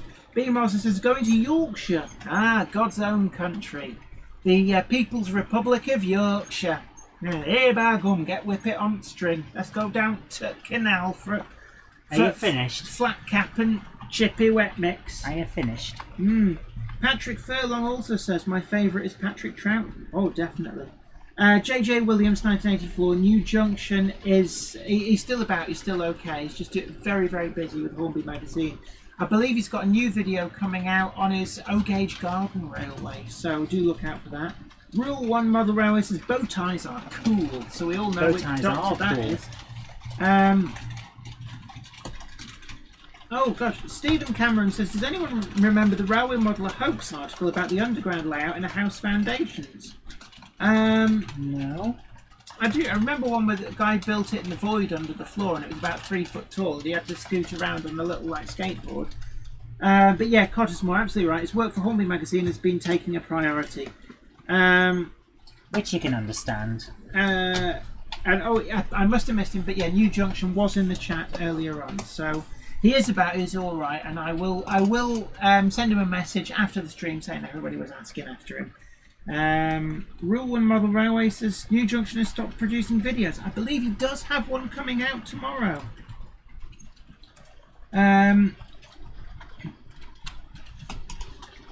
Yeah, Mark Rice says, sadly Sam's Trains makes more hits on bad train reviews, and when he takes apart Loco's first B for running. And it's one of those things that, like, sometimes, you know, newspapers that say like everything's okay don't sell very well. So unfortunately, you know, people like a bit of controversy, a bit of scandal. But I do think he's been very unlucky with the quality control. Now, it could be he does run his trains on the carpet. They could be picking up fluff. But he is a very knowledgeable individual. He does know his stuff about maintenance and that. So, yeah, just unlucky, I think. I did chat with him actually about the large prairie, and he talked me through that, you know, with the suspected faulty motor. So, you know, it's just one of those things. But the guy does have no luck. I know the Helgen 02, he got a dud with that. The Helgen 1361, he got a dud with that. So, yeah, he struggled a bit with a few locos, but he does review a lot more than even I do, and I know I do a lot. So, you know, law of averages, you're going to find a few that do not quite hit the mark. And my Oxford Rail N7 was a quality control dud as well. Yeah, to be fair, they fixed that pretty sharpish. They did. Okay, Jen, I'm just setting up. Are we going to start with our first virtual railway here? Yeah, right. I'm just. You want to? Okay, I'm going to bring it up now. Doink and doink. This one is from Logan Clary. He sent it in last week and we didn't have time. No worries, right. So you may find this one hilarious. It's called Cab Masks.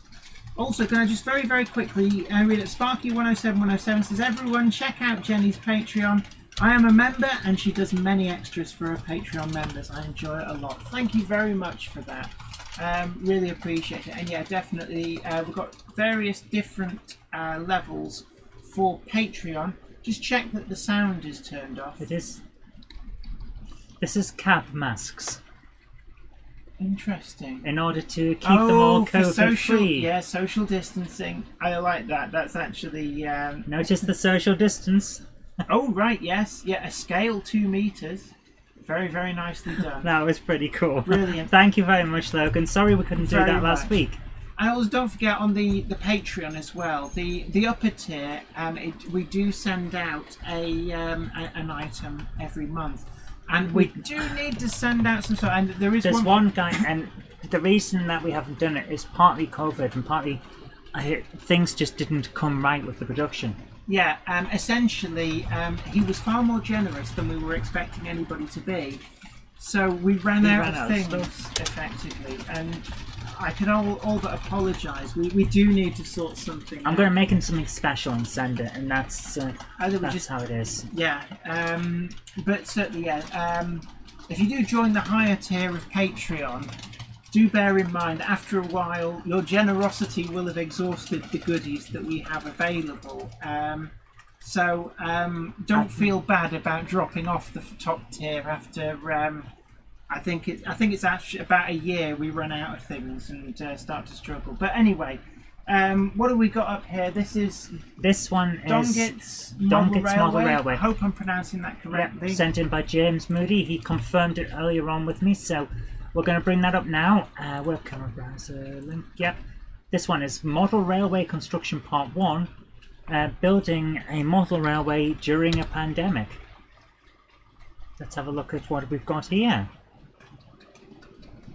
Building the frame. So this is, oh my goodness, if you follow in this channel you get in very early on the model railway. That is nice woodworking, and you can see that's actually a great way of showing how to build a good strong framework. Yeah, that's a frame that's going to last. Oh yeah, my hat's off to you. That is a really good cornice. The size of that thing.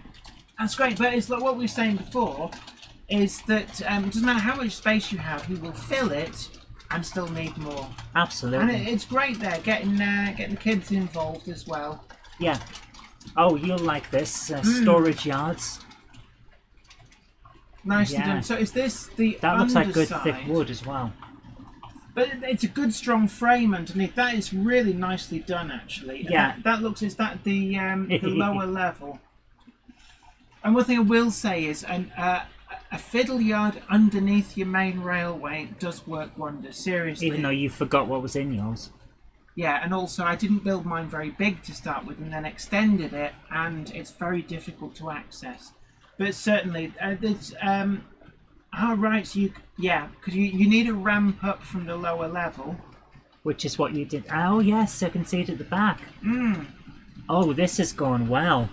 I'm actually really impressed with the woodworking skills here. And track, the fun bit.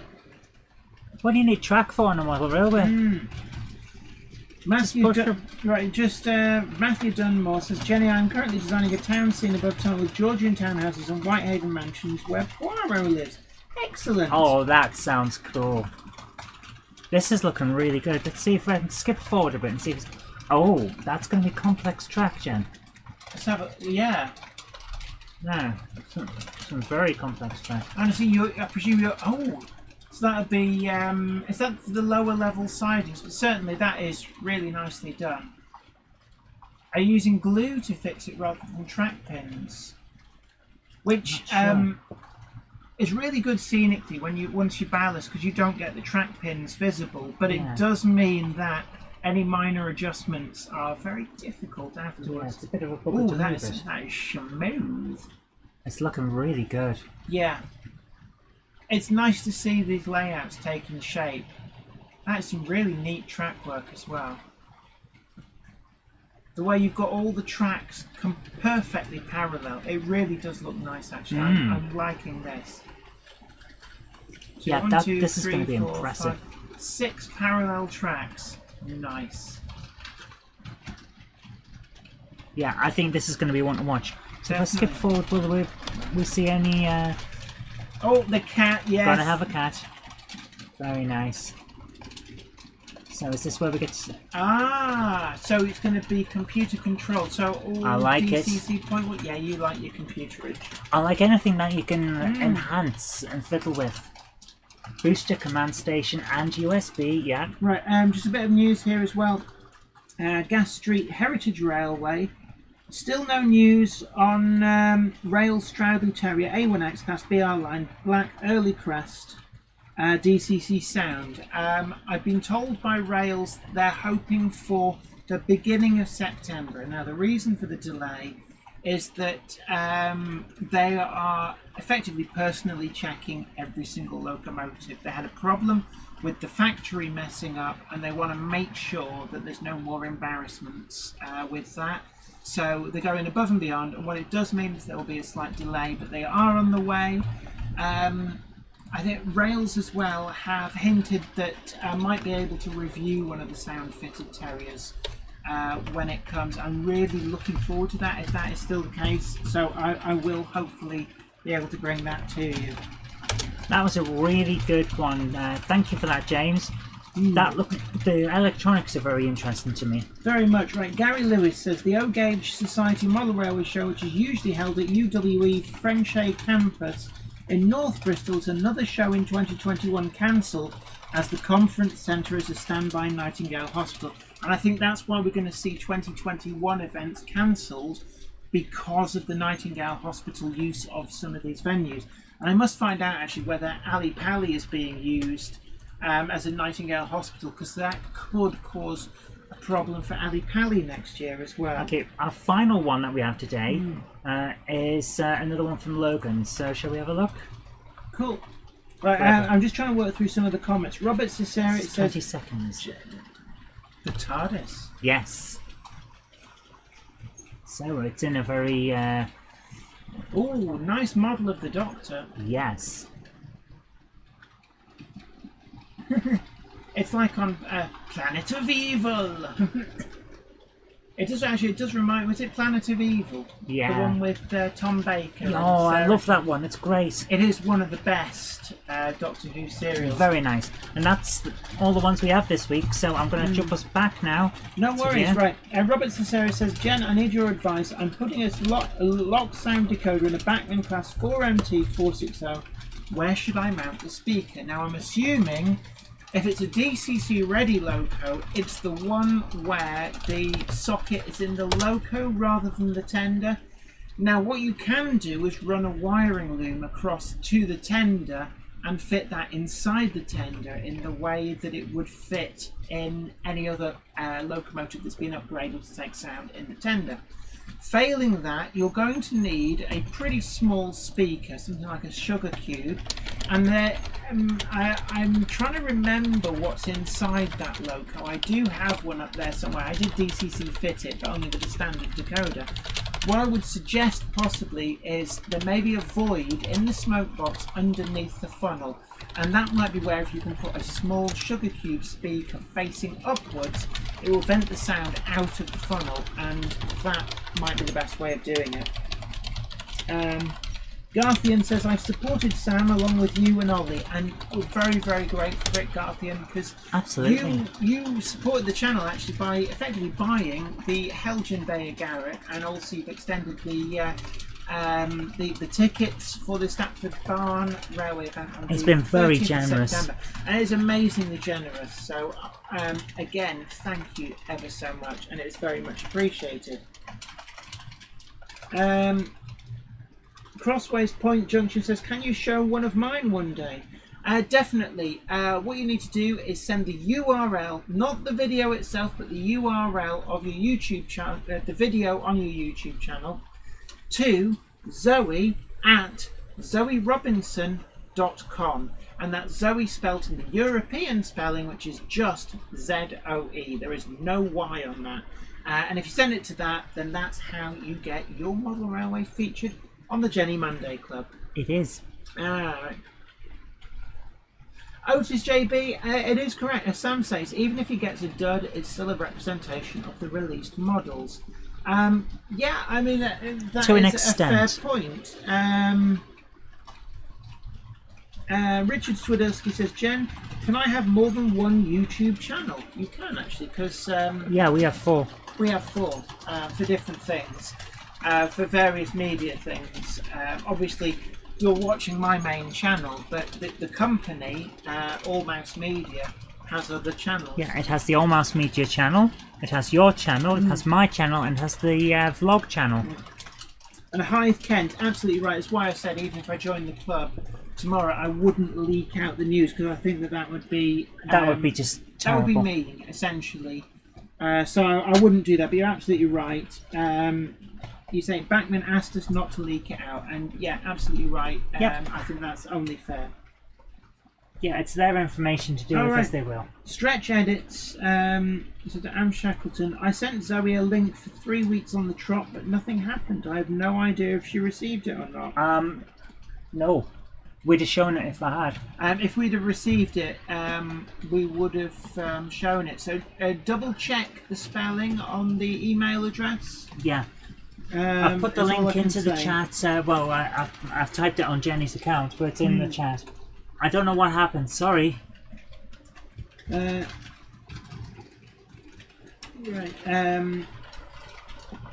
Carlett Brooks says, don't forget to put cameras and lighting on the lower level. It took me 6 years to plan my lights. Definitely. What I will say from my experience is the lower level is almost impossible.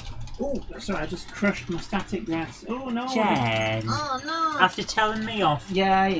But yeah, definitely, lights on the lower level is a must. Because otherwise you can't see anything. Yep. Cameras sometimes are a bit difficult. What I sometimes do is I actually use my mobile phone camera, turn the lights on, and then I stick the camera in, film, and then I look at that little bit of footage and I can work out which track I need to pull out for certain things. And it does kind of work, but it's very low headroom. There's basically the track bed to the underside of the upper baseboard is only about that much. So essentially, I think it's about twice the height of a train. So there's no room to reach in at all. Certainly no room to actually look in, which is why a camera on a stick is probably. There's also not an awful lot of room for a camera. So if you are going to do that and put some cameras down there, you've got to plan ahead to leave room for the camera so that the train doesn't scratch it. Carla Brooks says, have to give a shout out for mine if you are interested in lower level storage yard. Hope you don't mind the plug, Jenny. No, as I said before, I'm absolutely happy for people to plug their YouTube channel because I do know just how difficult it is to get started on YouTube. There's some great channels out there. And one of the things that is actually really good if you're able to send a video, a link to Zoe at zoerobinson.com is it can be a great way of getting people to notice your YouTube channel. In fact, there was that really great one that we showed the video and they gained like 60 subscribers just like that, and it was a great model railway.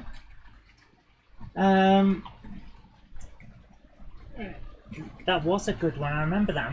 I kept saying, look, this is your chance to get in on the ground floor of you love that phrase. Definitely going to become a big channel. Otis JB says, I've been told by Rails that it's actually a delay in shipment from China as the factory was fixing curved running boards. I know that there was an issue with on the quality control that the basically the factories made a mess of something. So yeah, that tallies with what I've been told from Rails as well. And essentially, I think it's only fair. Identifying a problem, they are taking every step to fix it. And I think it shows great. What's wrong? Nothing. Oh, I thought you made a weird noise. Right. James Moody says, I did some wiring on it over the weekend, hoping I might get to A, run the first powered train, and B, test the train detectors. So they're train detectors. It detects where trains are. Yeah, I saw those. That was quite cool. Right. Let's have a look. Les Hewitt, there's an interesting point. It took 2.5 years to get over the Spanish flu, so I'm not sure it will all be over in 2021. There's an interesting point, actually. No, it's like I said earlier on, we're at some point going to have to accept that we have to live with this, even if it's just short term. Guion Rhys Davis says, the Tardis likely already has a model railway in one of its many rooms. Yeah, you could get lost in there. And actually, I think, which is why, if a doctor ever asks you to paint his office for £100, yeah, just think twice. But Guion as well. I just remembered. I still have to review the product that you sent over. I'm just looking for it now. Jen. It was just a quick reminder, and it's something. The ProTrack rail aligner. In fact, let's get the. Oh, that you were gushing over that. Very much. I'm still really excited by these, and I feel really naughty to Guion for not actually getting round to reviewing them just yet. It's quite simply I haven't been able to get down to the War of the Worlds layout, which is the layout that I do really, really want to fit these on, because I think that they will demonstrate exactly how useful these are. But these are effectively a device that you can use across baseboard joins, where you have to take layouts apart and put them back together to perfectly align your track first time, every time, and to reinforce the track crossing the baseboard. I think they're a great idea, and I'm really looking forward to doing a full review of these. But it just reminded me now. Don't think I've forgotten. I haven't forgotten about them, but it's just simply a case of being able to get down to the War of the Worlds layout and fit these and film a video. But anybody is interested, ProTrack rail aligner from Model Tech, and these are a brilliant product for anybody building a portable railway. Even if you have things like storage cassettes and you want them to line up perfectly first time every time, again, this is a great product that will help you do that. So Gwion, if you're there, stick a link in the box at the bottom, and I promise, get round to reviewing those and doing a proper full video on them. I can only apologise for not yet getting round to do that. Right, let me just... Are you jumping right to the bottom now or something? Right, yeah, Guion says, by the way, quick Model Tech update while I remember, the rail aligners have just come out of production and should be here before the end of next week. It's brilliant. Ben Tullett says, no one's yet cured man flu. Every winter we suffer with it. Yeah. I'm not sure man flu exists. Well, yeah. Ham Shackleton asks, I wonder if Jenny has found time to fit those DCC chokes yet. I haven't. I'm really sorry I haven't. And DCC Concepts really kindly sent over these. So let me get this straight. You've been running for a couple of weeks now after burning out DCC. It seems to only be certain locomotives that become prone to it, which leads me to believe that the problem that was caused... Are they saying that? They were doing it on plain track as well. They were doing it on all sorts. Yeah. So you're risking a lot. Yeah, I am. I know. But DCC Concepts, these are the power bus suppressor terminator. I need to get underneath here and to fit these. I've been so busy. I've been ill as well. I've been ill, honest. Oh my goodness, you had such a bad time. I'm on antibiotics. I've had it really bad. It's it's not inner ear. It's the tube that goes down here between your ear. No, Siri. Not from our point of view, it is inner ear.